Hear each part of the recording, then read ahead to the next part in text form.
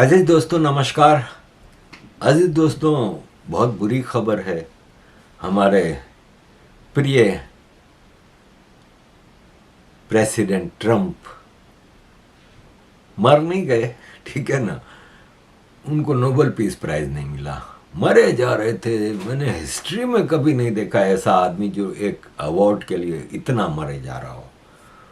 और यह है कि नोबेल पीस प्राइज मिल गया Maria Corina Machado. Maria Corina Machado Venezuela की ओपोजिशन लीडर हैं।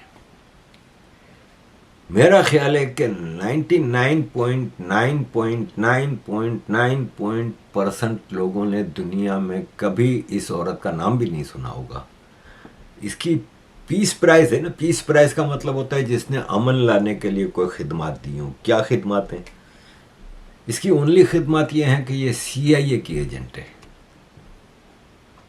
और CIA की एजेंट चाहे वो मलाला यूसुफजई हो, चाहे वो ओबामा हो, चाहे वो यासिर अरफात हो, ऐसों को ही नोबेल पीस प्राइज मिलता है।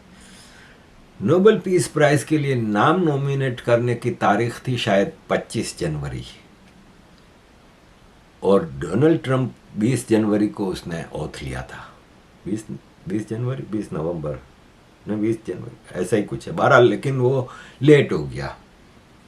दूसरा ये है कि डोनाल्ड ट्रंप जितनी दावे कर रहा है ना कि मैं अमन लाया, उससे ज़्यादा उसने जंगों में हिस्सा लिया।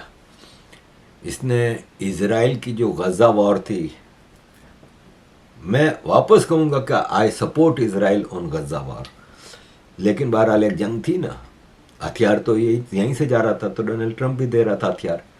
I mean, Bibi would call me so many times, can you get me this weapon, that weapon, some of them I never heard of, Bibi, and I made them. But we'd get them here, wouldn't we? Huh? And they are the best. They are the best. But you used them well. It also takes people that know how to use them. And you obviously used them very well. But so many that Israel became strong and powerful, which ultimately led to peace. That's what led to peace.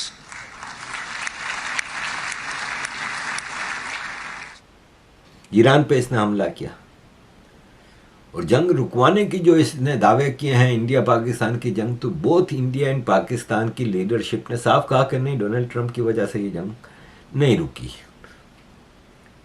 Donald Trump को बहुत गुस्सा आया कि मुझे इन्होंने award नहीं दिया Nobel peace prize का, और उसने कहा भी कि आई रिग्रेट कि मुझे नहीं मिला अवार्ड।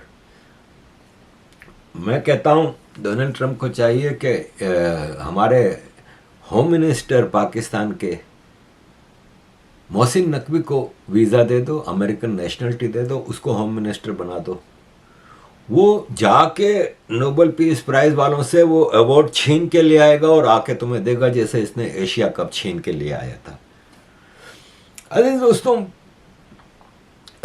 नोबेल पीस प्राइज का जो दावा था ना डोनाल्ड ट्रंप का, उसके पीछे इसने कहा कि मैंने 7 महीनों में 7 जंगें रुकवाई हैं। Cambodia, Thailand, Kosovo, Serbia, Democratic Republic of Congo और Rwanda, Pakistan, India, Israel, Iran, Egypt, Ethiopia, Armenia, Azerbaijan.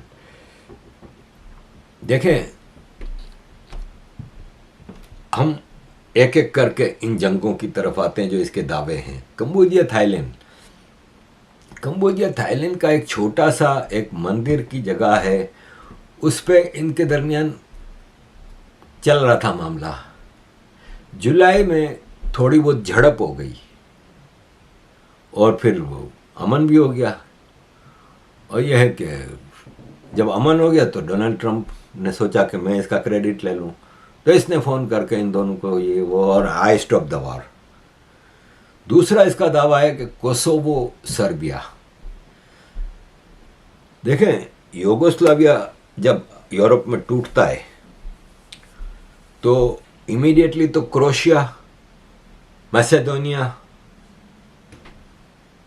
Serbia आज़ाद हुए। सर्बिया ने बोस्निया को आज़ाद करने से रोक दिया, और जिसमें बोस्निया और सर्बिया की जंग तो नहीं कह सकते, वो भी वन साइडेड अफेयर था कि बोस्निया को दुनिया का कोई मुल्क हथियार नहीं दे रहा था, सर्बिया के पास हथियारों के ढेर थे। कि सर्बिया वॉज यूगोस्लावियाज पंजाब, जैसे पाकिस्तान में पंजाब है वैसे यूगोस्लाविया में भी सब छोटे छोटे कम्युनिटीज़ थी। सर्बियन जो थे वो मेजॉरिटी में थे, जुल्म करते थे।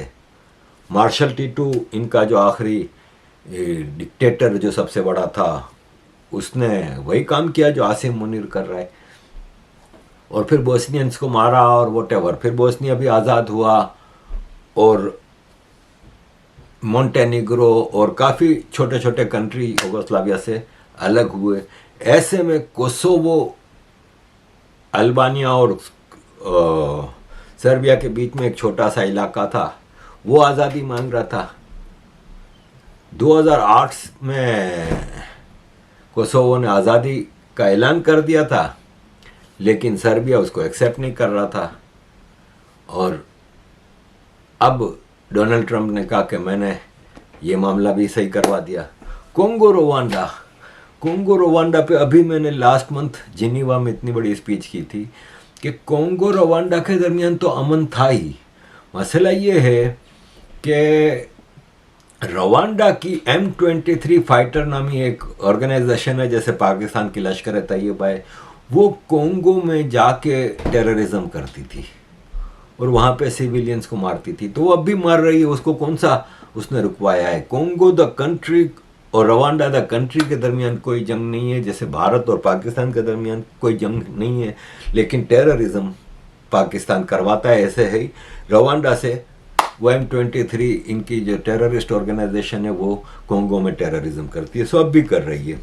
पाकिस्तान इंडिया पे मैं ज़्यादा क्या बोलूँगा कि ये जंग आपको पता ही है कि वो मोदी को फ़ोन करता रहा, मोदी जी ने उसका फ़ोन ही नहीं उठाया, और ये पाकिस्तान ने अमेरिका से सऊदीया से रिक्वेस्टें की थी, और भारत ने कहा था कि हमारा जंग का कोई इरादा ही नहीं है, हमारा तो सीधा सीधा पहलगाम पे आपने टेररिज्म किया, हमने आपके टेररिस्ट का उस पर अड्डे पे हमले किए, बावलपुर और इधर उधर। वो दुनिया जानती है क्या हुआ, पाकिस्तानी बकवास करते रहे, तो इसको भी जंग रुकवाने में इसका कोई किरदार नहीं। ईरान इसराइल, इसने खुद इसराइल के साथ मिलकर ईरान पे बमबारी की है। अमेरिका का B-2 एयरक्राफ्ट, $2 बिलियन का एयरक्राफ्ट है, उसने हज़ारों पाउंड बॉम्ब गिराए हैं ईरान पे। वो जंग रुकवाने का क्या वो इसका क्रेडिट है? फिर आए इजिप्ट इथियोपिया। मुझे कोई बता दे कि इजिप्ट इथियोपिया की कोई जंग चल रही थी? किसी को पता है?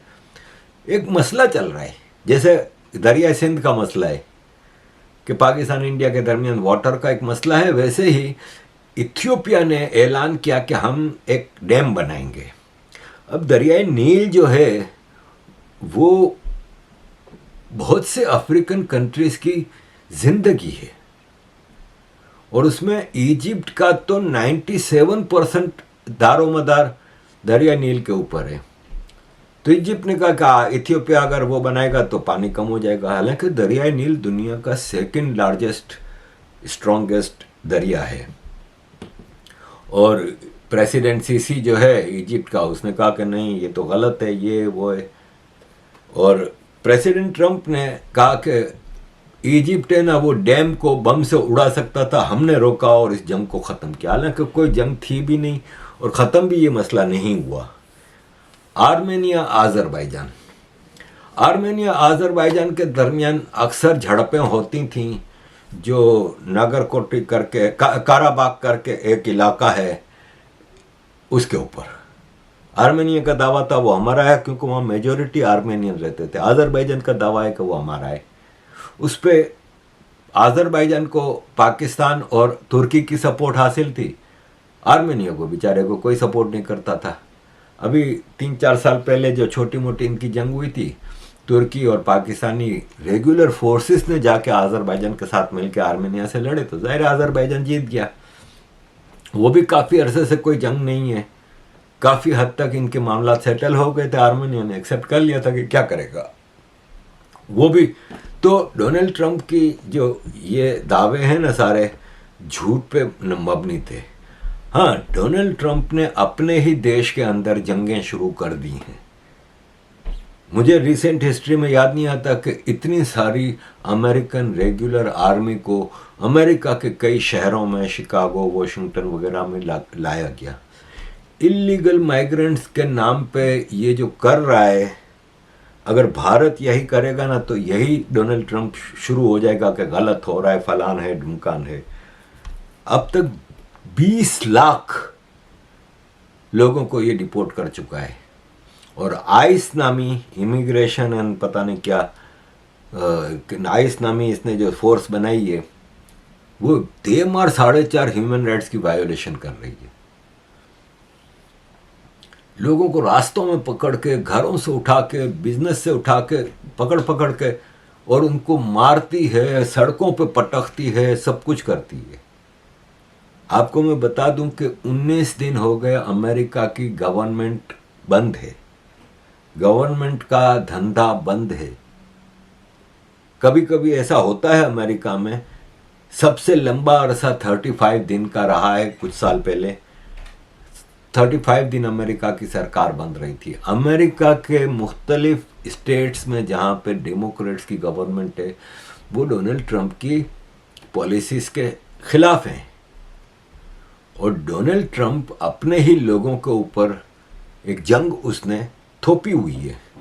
और ये चीज़ अमेरिका को भारी पड़ रही है। अमेरिका के लोग, अभी डोनाल्ड ट्रंप कहता है कि डेमोक्रेट्स ने अमेरिका की गवर्नमेंट को शट डाउन किया है। हालांकि हमारी इतनी इकोनॉमी ज़बरदस्त है और ये और वो, इसकी इकोनॉमी का कचूमर निकल रहा है। $37 ट्रिलियन के कर्जे में है अमेरिका की सरकार, और वो बिटकॉइन नामी चीज़ें खेल रहा है और ऐसी चीज़ें कर रहा है जिससे इसकी फैमिली के बिजनेस को ग्रोथ मिले। $10 बिलियन का एडिशन हुआ है इसके फैमिली फॉर्च्यून में, $10 बिलियन का, ये अभी इलेक्शन जीतने के बाद। ये सऊदी अरब से डील करके आया $55 बिलियन की, उसमें इसकी फैमिली के बिजनेस को आगे रखा। पाकिस्तान में बिटकॉइन के हवाले से इसका बेटा जाके डील कर रहा है। अपनी पोती को, नवासी को, दूसरे रिश्तेदारों को, सबको आगे कर रहा है। और यह है कि गवर्नर जो है अमेरिका की स्टेट का, उसने कहा है कि डोनाल्ड ट्रंप एक अथॉरिटेरियन ठग है। वो अमेरिका की फौज को एक पॉलिटिकल वेपन के तौर पे अमेरिकन सिटीजन्स के खिलाफ यूज़ कर रहा है। तो अजीज़ दोस्तों, हालात अमेरिका के इतने अच्छे नहीं हैं जितने के ये दिखाने की कोशिश कर रहा है। अजीज़ दोस्तों, thank you very much for all your support.